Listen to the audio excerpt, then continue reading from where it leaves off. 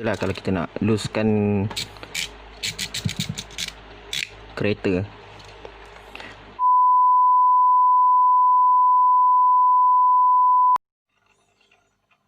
Assalamualaikum. Selamat datang kembali kepada channel aku, Farizul Yusof, YouTube channel. Selamat datang kembali kepada yang baru. Harap dapat subscribe, tolong like, bantu share semua. Okey, seperti yang anda dapat lihat di skrin hari ni, kotak di belakang tak ada kena-mengena dengan cerita hari ni.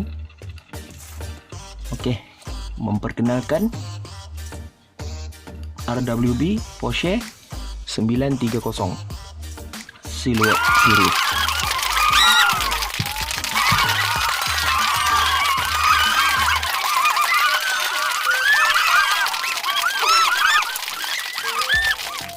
Kita nak bercerita tentang kereta ni hari ni.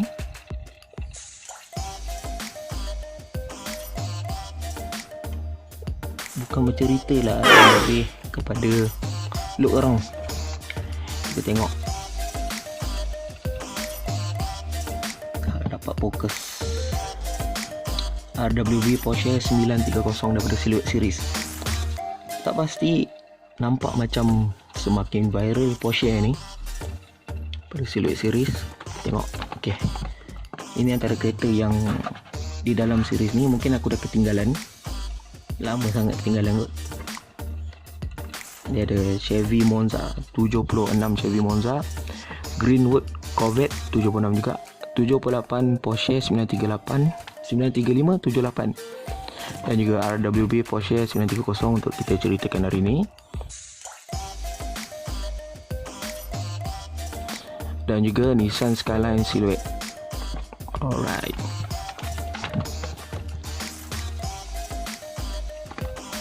Salah satu daripada yang aku ada. Sekarang jom kita looskan kereta ni. Okay, macam korang tahu perkara biasa lah kalau kita nak looskan kereta. Kalau korang boleh komen kat bawah macam mana cara korang looskan kereta ni. Kita kongsi sama-sama kalau dapat komen. Harap sudi share sama-sama. Okay, jom kita looskan kereta ni.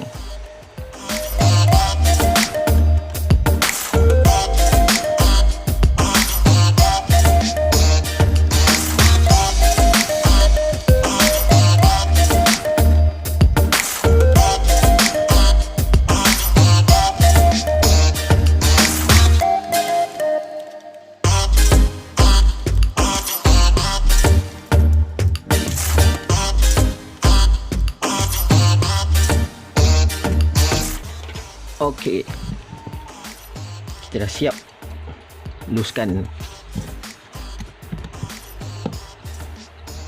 Cut, apa kita nak buat?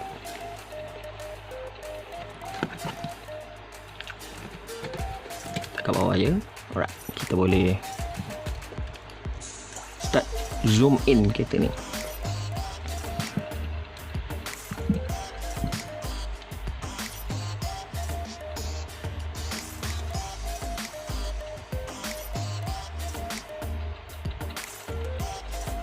Mungkin tak boleh nak nampak sangat dengan aku punya kamera telefon ni, tapi tak apa, nanti aku boleh letakkan gambar. Apa yang aku paling minat dengan kereta RWB ni, dia punya spoiler. Spoiler dia yang tinggi ni belakang.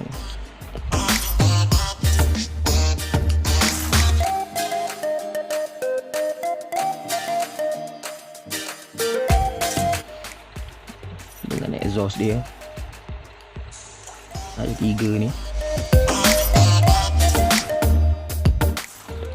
Headlamp dia.